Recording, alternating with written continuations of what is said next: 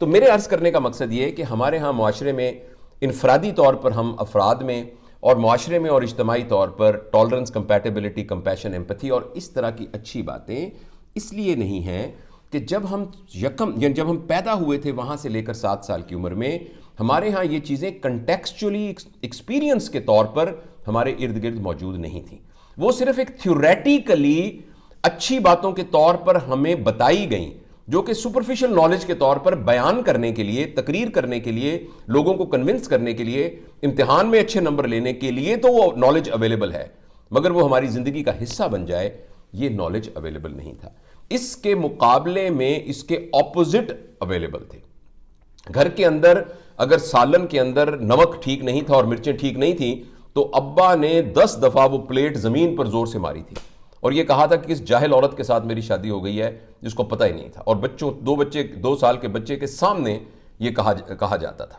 اسی طریقے سے بہنوں بھائیوں کی آپس میں لڑائی ہو رہی تھی. اسی طریقے سے گھر کے اندر ملازموں کے ساتھ بڑا برا سلوک کیا جا رہا تھا. اور اسی طرح جب وہ اداروں کے اندر بھی گیا تو اداروں میں بھی اس کو پتہ لگا کہ لابیاں بنی ہوئی ہیں، اداروں میں بھی اس کو لگا کہ ایک کمپیٹیبلٹی ایشوز ہیں. تو اب ایک طرف ہم اس کو تھیوریٹیکلی بتاتے رہے کہ سچ بولنا، ایماندار ہونا، نیک بننا، اچھا بچہ بننا، مذہبی بچہ بننا، نماز پڑھنا، بڑوں کا ادب کرنا، چھوٹوں پہ شفقت کرنا، یہ بہت اچھی بات ہے.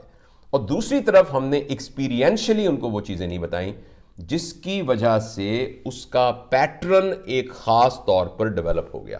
اس کو خود پتا ہے کہ گالی دینا بری بات ہے مگر اس کے باوجود وہ گالی دیتا ہے. آپ نے دیکھا ہوگا نا کچھ لوگوں کو گالیاں بکنے کی عادت ہوتی ہے، ان کو خود نہیں پتا ہوتا کہ گالی دینا بری بات ہے، ان کو پتا ہوتا ہے گالی دینا تو بہت بری بات ہے، پھر وہ گالی کیوں دے رہے ہوتے ہیں؟ اس لیے کہ ان بیچاروں کے بس میں نہیں ہوتا، ان کا پیٹرن ویسا بن چکا ہے.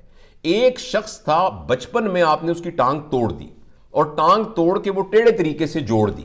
اب جب وہ چلتا ہے تو یوں لم کر کے چلتا ہے، ایسے کر کے لم کر کے چلتا ہے. ہم کہتے ہیں یار تمہیں نہیں پتا سیدھے طریقے سے چلنا چاہیے. وہ کہتا ہے مجھے پتا ہے سیدھے طریقے سے چلنا چاہیے لیکن میں نہیں چل سکتا. اس کو بھی اچھا لگتا ہے کہ وہ سیدھے طریقے سے چلے لیکن وہ نہیں چل سکتا اس لیے کہ اس کی ٹانگ امبیلنسڈ ہے.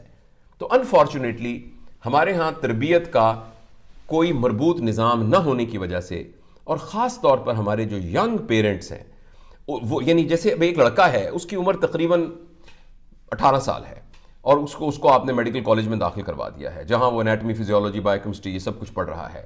ایک لڑکی ہے اس کی عمر 18 سال ہے، اس کو بھی آپ نے فرض کریں فائن آرٹس کی کسی کالج میں داخل کروا دیا ہے. اب ان کی 2 سال کے بعد شادی ہو جاتی ہے تو ان کی گود میں دنیا کا سب سے قیمتی تحفہ آ جاتا ہے جس کے استعمال کا ان کو کوئی نہیں پتا.